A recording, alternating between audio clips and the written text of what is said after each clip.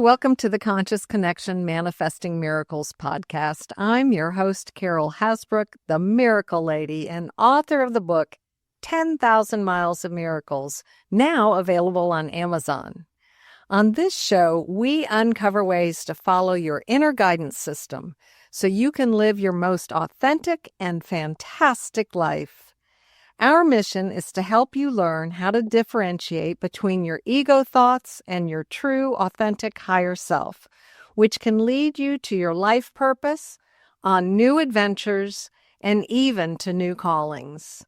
You can finally live the life you desire and the life you deserve. Well, it's February, y'all, and that's the month of love. And if I am anything, I am all about love. In fact, I wore my heart headband in to be with Jordan, our producer here today, and gave him a little bit of love with the Valentine gift. And I've been going to my customers and dropping them off as well. Love is so important to me. I am really spreading it as much as I can, everywhere I can. I just finished listening to Dr. Pulley's recording this morning, his most recent, and it's episode number 64, if you want to go back and listen to his recording with Gina Folk, his guests. And I know both of them very well. They talk about self-love and the importance of self-love. It has been a huge journey for me. It is not something I started when I was young. I wish I had, frankly. I ask my grandchildren, they're 3, 8, and 10 years old, and I ask them all the time, who loves you? And of course, the answer is you do.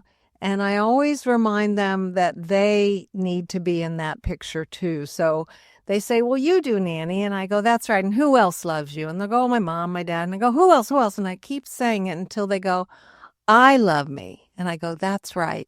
And that's the most important relationship you can have in the whole time we're here on earth, is a relationship with yourself. We learn about relationships and love and getting along with others as we're growing up, but no one really teaches us about loving ourselves. In fact, it can sometimes be just the opposite. Society and songs that are put out, different parents, teachers, religion can sometimes give us an idea that we're sinners and we're not good. And I don't go to those churches, but there are many out there that do that. And so we grow up thinking we're not good enough. Now, we weren't born that way. We were born knowing we deserved all the love and attention we could garner. And for the most part, we got it. So if we cried, somebody came and picked us up. If we wet our diaper, somebody changed our diaper for us. If we were hungry, somebody fed us. And we didn't think anything of asking for what we needed. We didn't expect anything but those people to give us what we needed.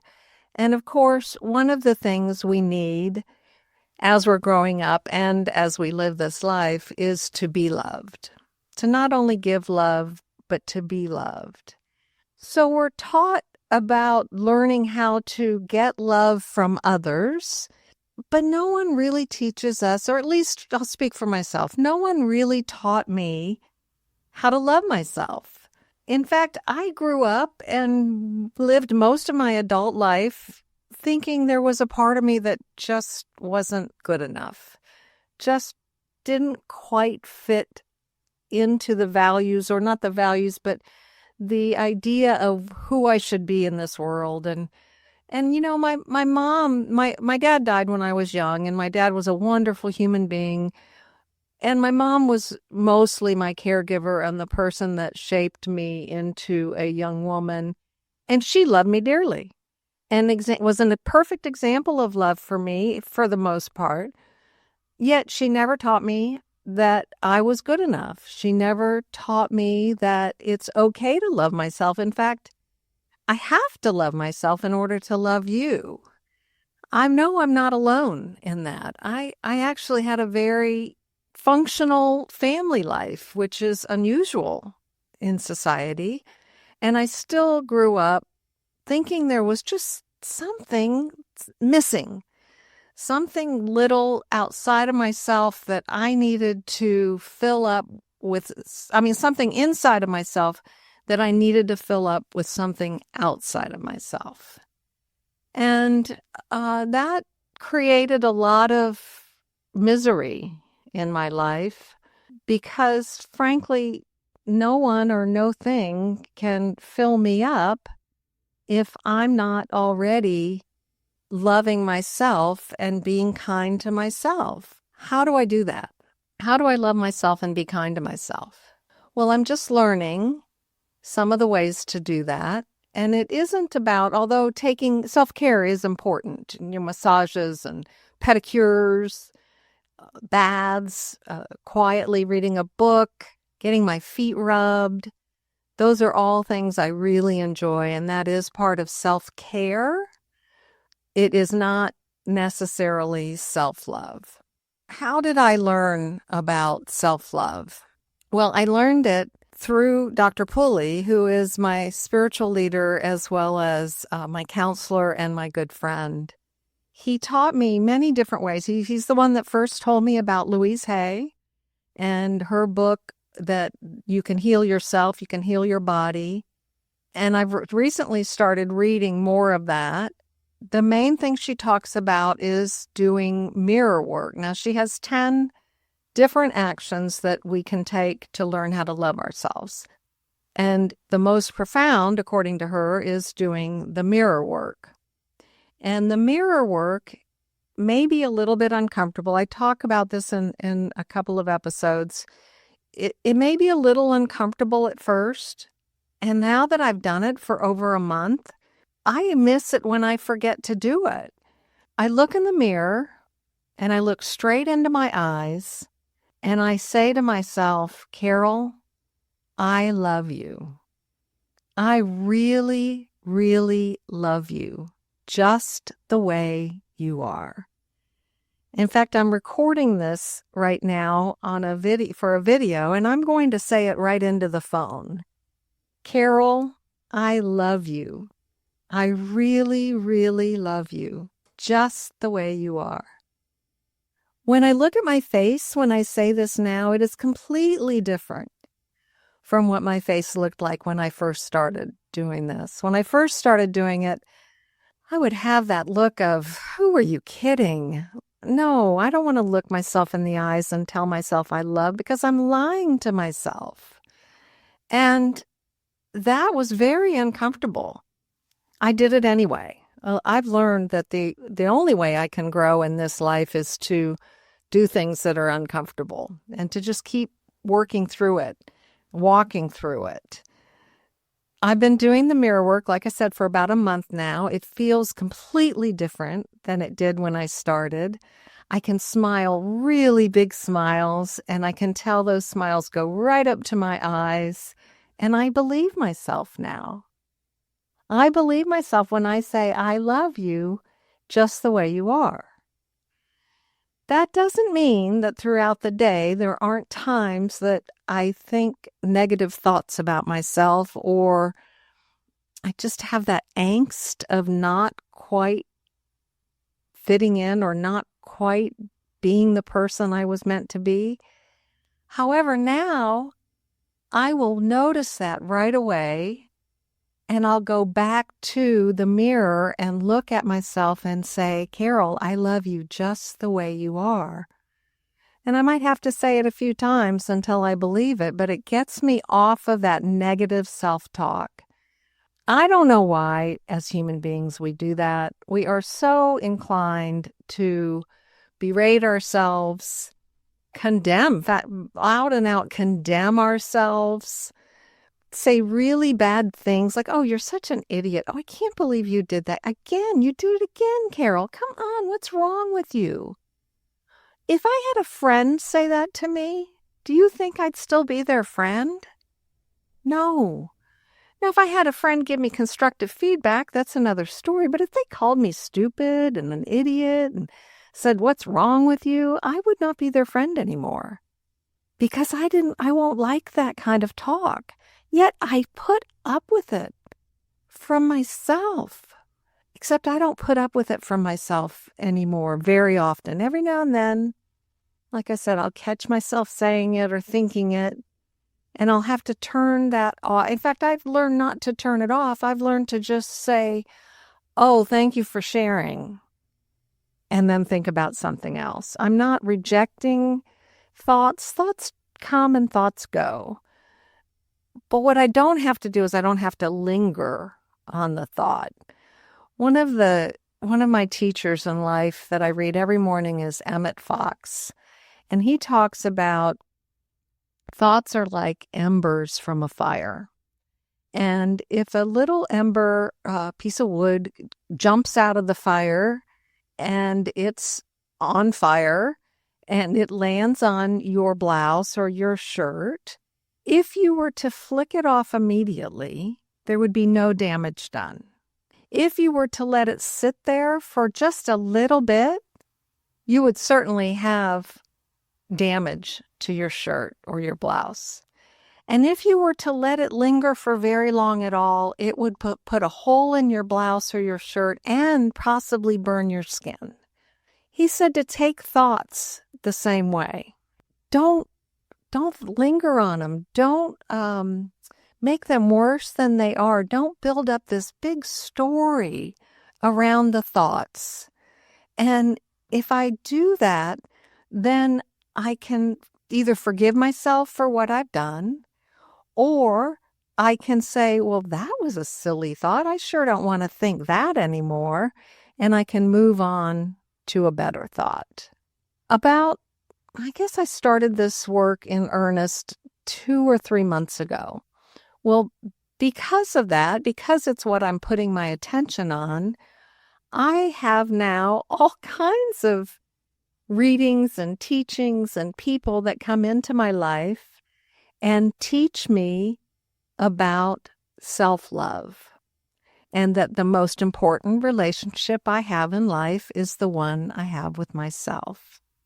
One of the things Dr. Pulley said in his podcast was, if you asked me to give you $1 million and I didn't have $1 million, it wouldn't matter how much I really wanted to be able to give you $1 million, I couldn't. So if you ask me to love you and I don't love me, as much as I want to love you, I can't. I have to love me first in order to love you from that overflow. Another thing Dr. Pulley talks about in his podcast that I really liked was Kenneth Butler's quote. And Kenneth said something like, the world is a classroom, God is the teacher, and love is the lesson, and we're always learning. I really like that because I do feel like I'm always learning, and to be able to learn new ways to love myself is magnificent. When I decided I wanted to go on this journey of learning how to love myself better, like I said, many people and things came into my life that helped me do that. This morning, I picked up a book called Finding Your Lighthouse written by Janine Merkel Perlstein. And Janine is part of the Sun Leaders group where you're listening to this podcast. And we're doing our book club on her book this week.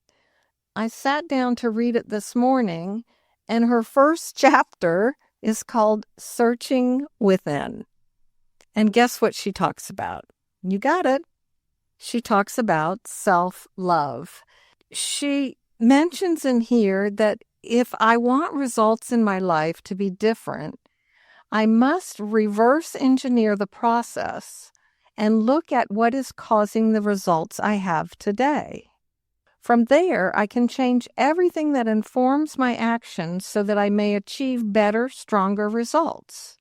Janine is saying, I want for you results that are more purposeful toward what you want instead of reactionary to what the world around you wants you to have. And truly, if we are honest with ourselves, the world doesn't always want us to have the same purpose that we want us to have. And the way I can stay in alignment with my soul purpose is to honor myself by following my inner guidance system and doing what I was put here to do, not what the world expects me to do. And that is part of self-love. Her book is, I don't know that I would have picked this book up because it's a leadership guide to navigating change.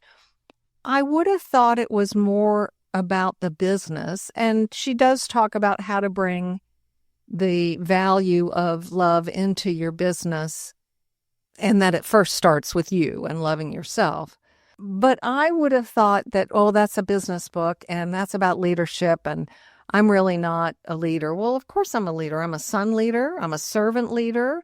I'm the leader of my grandchildren. My children don't listen to me anymore because they're adults, and they do listen to me. I take that back. But I'm a leader in very many ways. I have people that I counsel, and I'm a leader for them. I'm an example for them. Again, I can't give away what I don't have. If I don't have self-love for me, I can't give it to them. There are a lot of junk websites on the internet, cluttered, neglected, and forgotten. Nobody wants to visit a site with outdated information, broken links, and security vulnerabilities. That's why Name & Creative is here to make the internet and your business more tidy.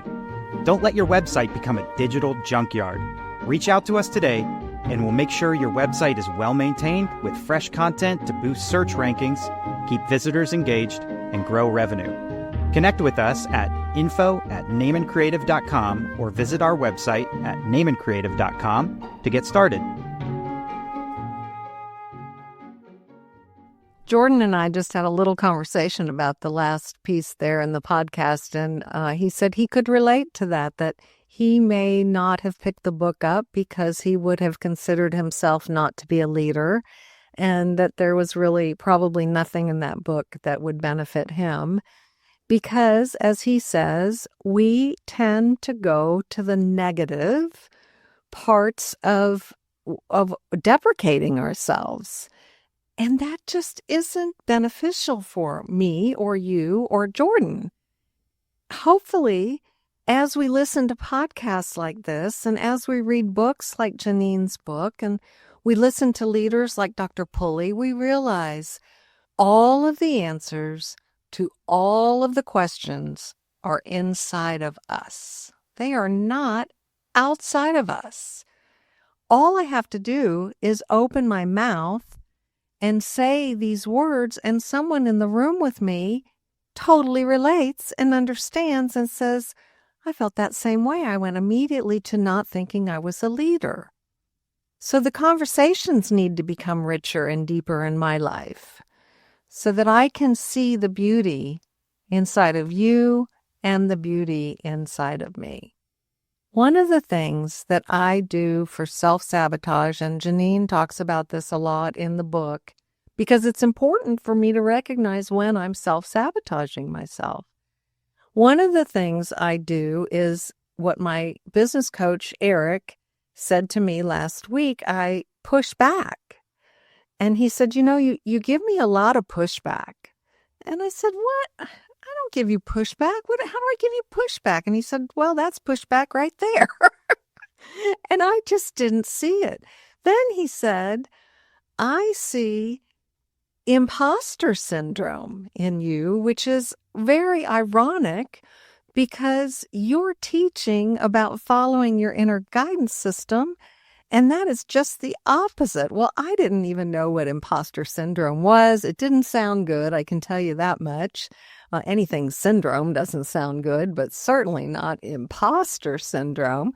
So we were in a situation where we really didn't have a chance to continue the conversation. And I went home and I looked it up, and it's where you have proven otherwise, but you are still, or I have proven otherwise, but I am still saying to the world, I can't do that.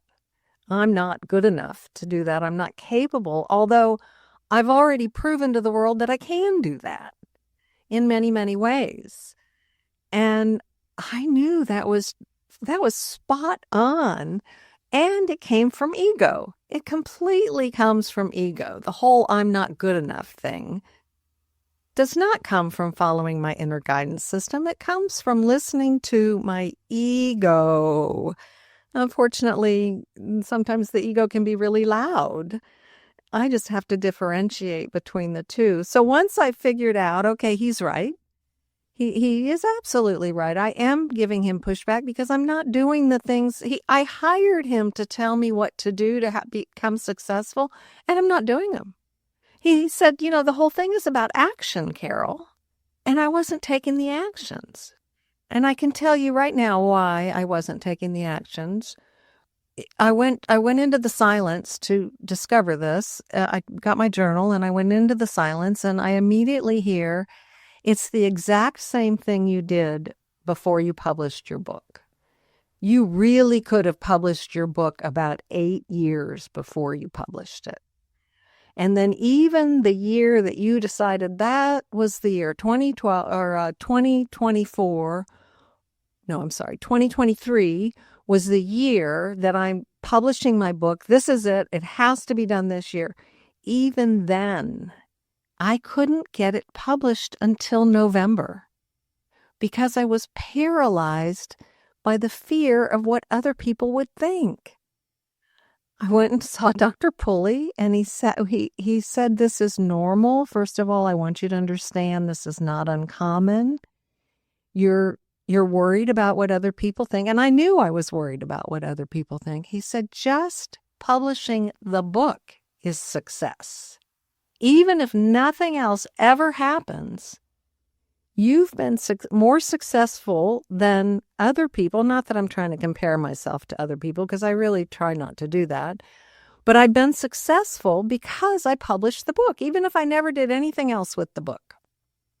Well, now the book is taking me on a speaking career that I've known my entire life, that I'm supposed to be a speaker and a teacher.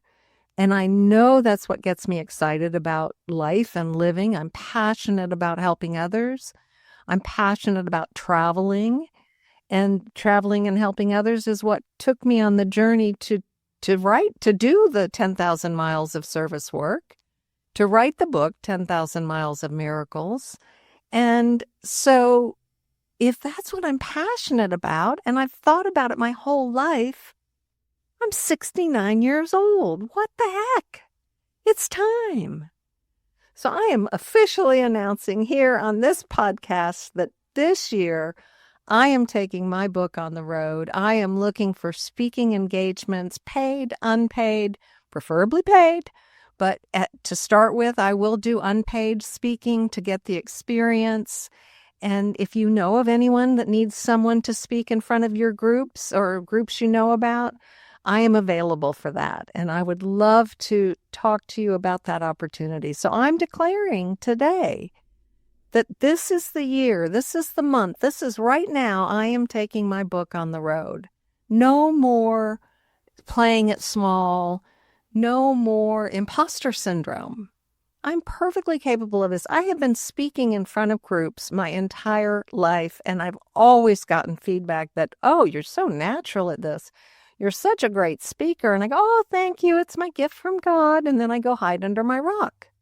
Does that sound familiar to anybody? I'm not going to do that anymore. Listen, when you get to be 69 years old, you realize you better get going on your stuff, because I'm sure I have lots of time left and I don't have as much time as I did before. So I'm declaring that today. And I know in doing that and declaring that, I'm telling myself I'm good enough and I love myself enough. Back to Janine's book, her intro talks about lesson number 1 is about trusting yourself. And that's what keeps me in my imposter syndrome, because I don't trust myself. I've done it. I've gone in front of people. I've spoken. Have done this podcast for at least 6 months now, and seem to get good feedback from it. But I don't fully trust myself that I'm good enough to do it. Well, that ends, and I know this book will help me solidify that. The second thing is trust the fear. Now, there's my issue, right? Trusting the fear. And one of the acronyms for fear is forget everything and run. The other one is false evidence appearing real. And I don't want to let the fear of becoming a speaker or being a speaker. I'm not becoming a speaker. I already am a speaker. I don't want the fear of what people think and the negative comments that I might get or whatever to prevent me from living my dream and doing my passion, which is helping other people through the teaching and the knowledge that I've acquired. So trusting the fear. She says in here, I am having to knowingly lean into the fear of being uncomfortable. Well, none of us openly say, yeah, let's go make it an uncomfortable day today. We don't look for uncomfortable days. And if I will do what makes me uncomfortable, I always take my life in leaps and bounds of success. She goes on to say, it is your brain's job to keep you safe. In other words, to keep you the same. It is your brain's job to keep you safe, to keep you the same. Part of being comfortable means doing things as you have always been doing them. But as we all know, doing the same things over and over will undoubtedly yield the same or similar results. Breaking out of the comfort zone means making choices that will, by definition, make you uncomfortable. So it shows up in many ways. She talks about how discomfort shows up in her body, and it certainly shows up in mine too. My abdomen area, my gut, is the first place that discomfort shows up. It's also the first place I know that it's ego and it's not my inner guidance system. If I get a thought or decide to take an action and that abdominal area gets what we call butterflies, or it's actually more than butterflies for me. It's like my stomach's turning over or something.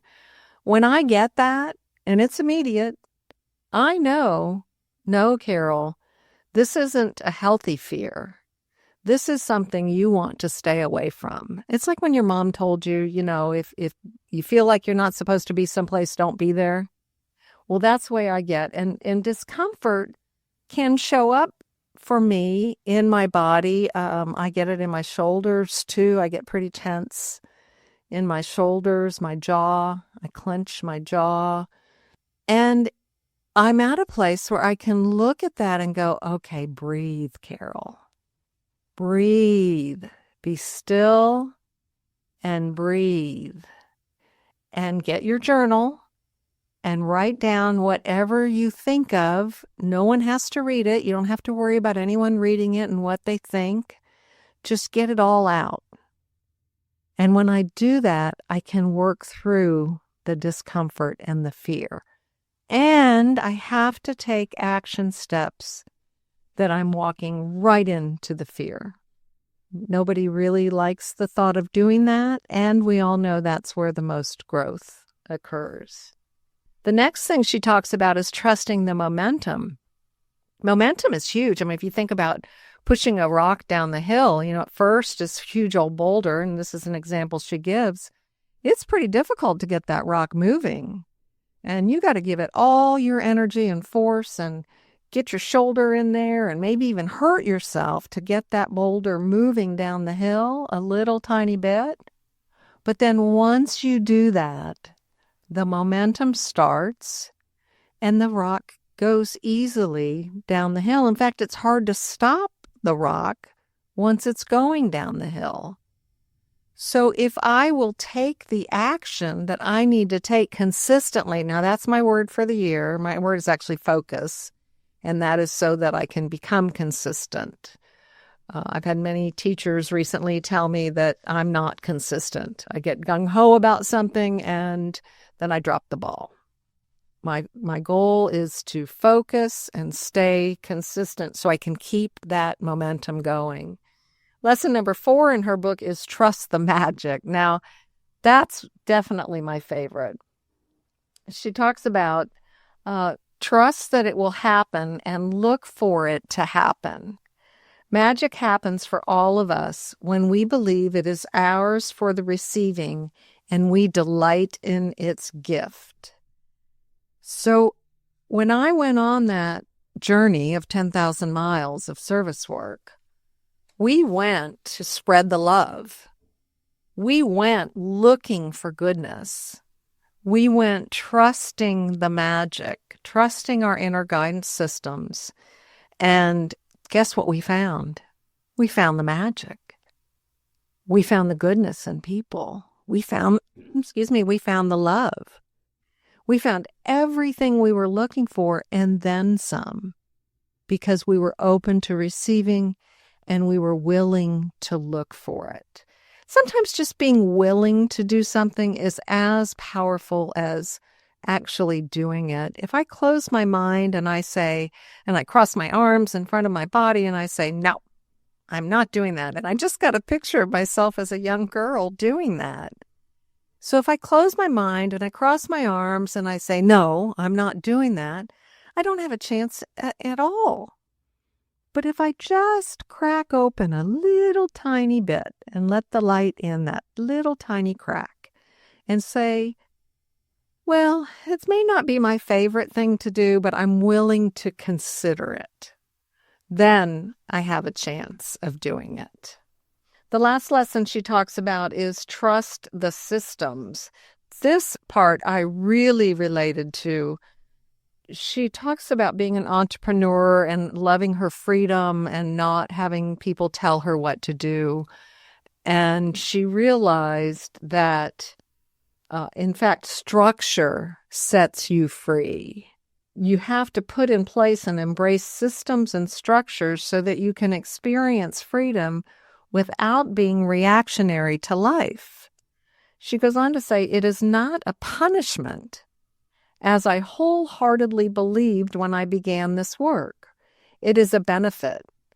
When you put systems and structure in place, you do not have to think about every move you make. Now, I really like that because, frankly, I get tired if I have to think about every move I make. If I have a system and a structure, then I know what's expected, what I can do next. I know not expected from other people, but what I expect from myself to do the next step. That's much like what Eric tells me, and we do that together. He doesn't tell me what to do. We come up with the list together, and when he gives me that list and that system, then I can expect to get speaking engagements. If I don't do it, I can expect to not get speaking engagements. She says you have more time and you have more energy and brain space for the things you value most. That is what I'm looking for.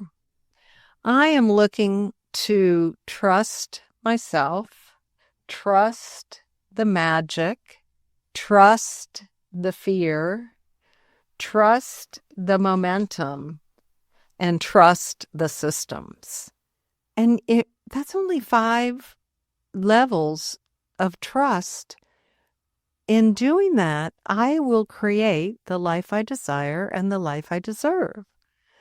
I know that you want to create the life you desire and the life you deserve too. I urge you to go on to Amazon and look for the book, Finding Your Lighthouse, A Leadership Guide to Navigating Change by Janine Merkel Pearlstein, and take a look at it, read it.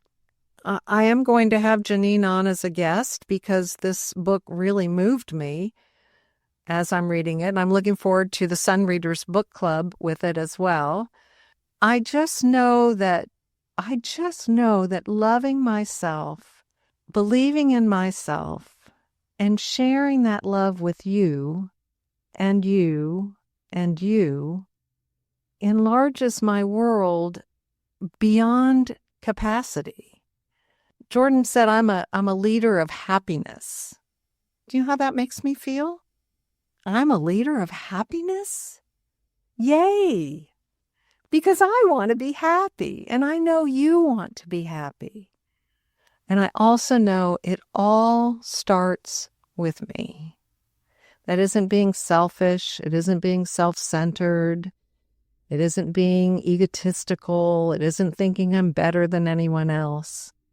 It's simply acknowledging that we all have the answers to all the questions inside of each of us. And guess what? We're all connected. And I believe we're all walking one another home.